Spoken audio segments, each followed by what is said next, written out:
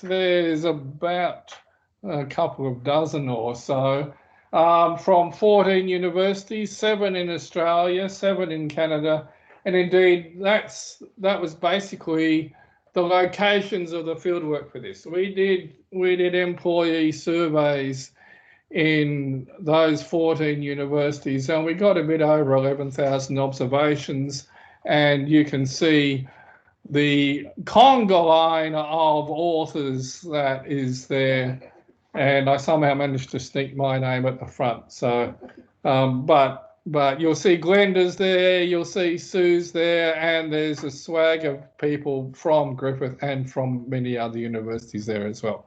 And basically, for this particular presentation, it's looking at the gendered aspects of knowledge work and how it's affected in COVID. So the research questions were, how did working from home during the COVID-19 pandemic affect the production of knowledge work by academics, and in what ways was this effect gendered? So we're talking about knowledge work, and knowledge work is basically labour where the main input is cognitive rather than physical. Now, we've just been talking about nurses, but really nurses are an interesting combination of knowledge and physical work, really more knowledge work than physical, I think. But Beth may have a different view, I'm not sure. But we're interested in knowledge work in this context and its gendered aspects. It hasn't really been looked at all that much from a gendered perspective. There's been quite a bit of literature over the last 2 or 3 decades about knowledge work. Steve Frankel started doing some of that stuff a couple of decades ago, as have others. Really, then there's various people been doing categorizations of it. Somebody called Davenport identified 4 types of knowledge work, but probably the most useful way to look at it in terms of categorizing it is, well, people have said the key features of knowledge work reduced to concentration and collaboration. They're the 2 things that are going on, the 2 things that are important. We look to varying degrees at those things in this paper. Now, the form or the extent of concentration that you require to do knowledge work, it varies a lot. And there's what we posit is there's this continuum from episodic to sustained concentration. You need, for some types of knowledge work, you really need long periods of sustained time, or what some people call mental space, to be able to do certain types of knowledge work. Others can be done episodically. And if you look at academics, you can see how that applies to academics. Doing research, particularly writing research papers and conceptualizing the literature and putting it all together into a publication, that typically requires a lot of sustained work. Some other academic work can be done on a much more episodic basis. Aspects of teaching, particularly, for example, marking, a lot of it administration, some data collection issues like that. Even in research itself is a combination of episodic and sustained work.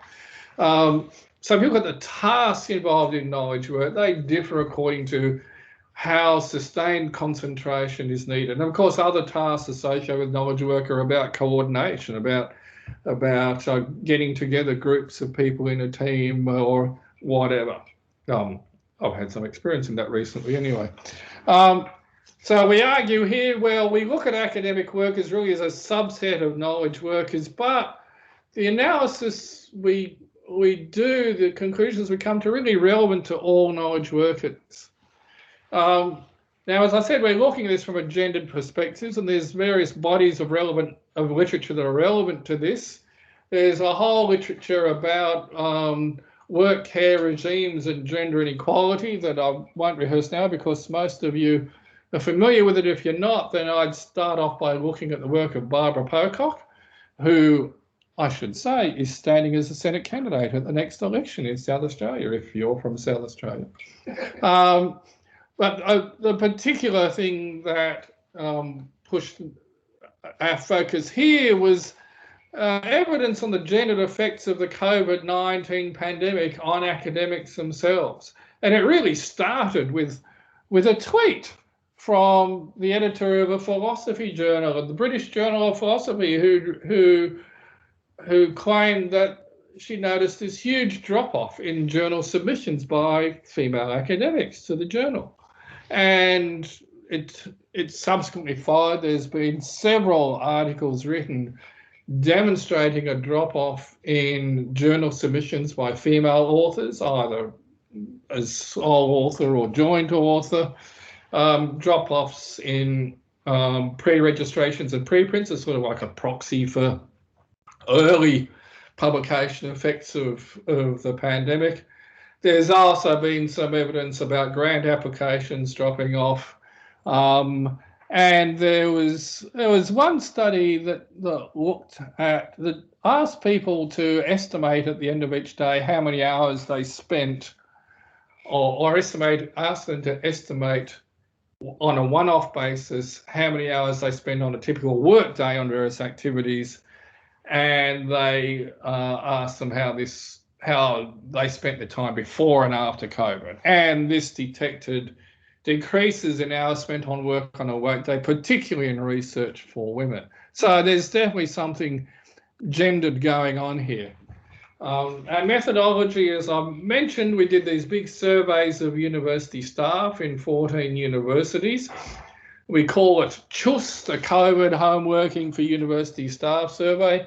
We looked at both academic and general professional staff, but everything I'm talking about here is just using the academic sample, which is about 63% female, 37% male, and a bit over half of the participants were from Australia and a bit under half from Canada. They were mainly closed choice questions, but we also had some open-ended questions. What was the most positive for you about the COVID-19 pandemic? What was the most negative thing? And so you'll see this analysis relies partly on the closed choice questions, but gives a lot of importance to these open-ended qualitative questions as well. And following this talk, you'll hear from Surasia, who had done some follow-up research of a qualitative nature, which has really taken it some aspects of this several steps further. So one of the questions we asked in our survey was, do you consider that the time you spend on research has increased, decreased, or remained the same as a result of the changes associated with moving from pre-COVID to COVID working arrangements? So we also asked them about time spent on teaching and associated activities and time spent on administration. And but this one on service, you'll see that around about half of people reported a decrease, about a quarter of people reported an increase, about a quarter stayed the same. Doesn't differ much between countries, hardly differs at all between countries. There's a gendered pattern here, but it's not huge. There's like a 3 percentage point difference in both Canada and Australia to the disadvantage of women in the proportion of people saying that the time spent on research had decreased. So there's some gendering going on there, but it's not huge, it's not massive. But then we did also break down the time spent on research into different activities. We identified 3 particular components: collecting data, applying for grants, and submitting publications, submitting articles for publication. In both countries, 4/5 of people said time spent for data collection dropped down, and that, of course, is what your own experiences would have been. There were some gender differences, but they were even smaller. In Canada, it was only 1 percentage point, and in fact, women were doing slightly better than men. In Australia, it was about 5 percentage points. Women were doing worse, but inconsistent patterns on data collection and not very big differences there. Ability to seek or apply for funding, there were bigger and more consistent gender differences there. Women were 6% more likely than men to report a decline. And in Canada, women were 9% more likely than men to report a decline. And then we get to the question that sort of started the whole thing off about the ability to finish or submit research papers. And we find, again, around half of people report a decline in their ability to submit or finish research papers. And in Australia, women were 7 percentage points more likely to report a decline and 7 percentage points less likely to report an increase. In Canada, women were 11% more likely to report a decline.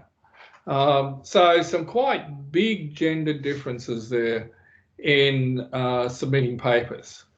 Now, we also found then that people were basically looking at that as a really important component in understanding how they were going on research. So there's a 10 percentage point difference between women and men in whether they thought there were now unrealistic expectations of them in terms of research outcomes. 7 percentage point difference in perceptions on ability to meet the university's likely research expectations.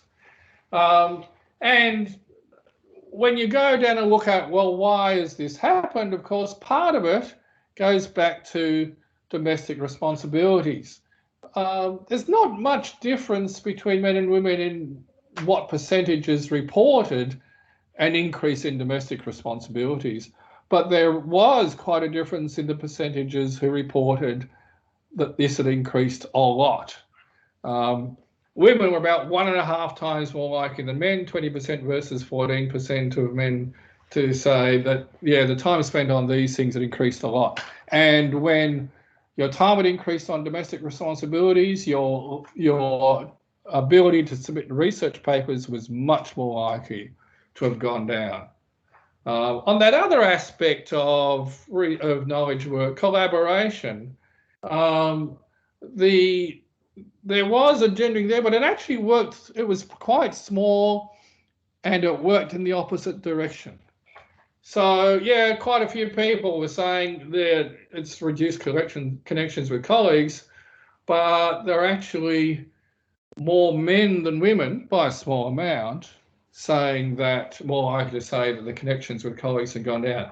So the really important gender differences in research were in terms of their ability to submit research papers, and they were the things that were really driving these attitudes about unrealistic expectations on research by the university. We also did that qualitative analysis that I mentioned of looking at the open-ended questions. And Glenda might have a bit more to say about this because she really led the research on that side of it. But we basically saw there were 3 aspects of this issue that determined whether people were able to get on with the job. First of all, were they able to work remotely? If they could, then were they able to find time? Were they able to find quiet time? And if they could, were they getting the support that they needed to do their job? If you were able to say yes to all 3, well, yes, sustained knowledge work was possible. But if you weren't able to say yes to all 3, then doing knowledge work would be problematic, particularly doing sustained knowledge work. You could get away with episodic knowledge work if your time was interrupted or your support was more limited, but you had great difficulty in doing sustained knowledge work. So in the open-ended questions, we had a number of points here. I won't read out all these quotes. You can read them on your screen, particularly if you've been eating your carrots. And you'll see what are the factors that have shaped how it was that people saw remote work as being possible or not possible. And for some people, their ability to do work was enhanced by the fact that, well, other things were taken away. So they were able to get on with other activities. But But for some people, for a lot of people, they just weren't able to do a lot of their research at home. Being able to find quiet time was an issue for some. The issue of getting interrupted to your work. If you were, for people, some people found that, well, because they're away from the campus, they're getting less interrupted. And that's fine if you don't have any kids. But if you're finding that, well, being on campus is the way to get away from the kids and to get on with sustained knowledge work, which was actually the way for a lot of people, and particularly a lot of women, then when you're having to spend your time at home, then you're not getting those opportunities. So there's the constant interruptions, the difficulty concentrating, inability to think deeply due to the interruptions. You only had short blocks of time for research. And in addition, we found through this qualitative material that, well, the lack of necessary supports for some people was really quite important. Like overall in the quantitative one, the majority of people were saying, yeah, they got the support they needed. But if they didn't, then that was a pretty bad thing for people.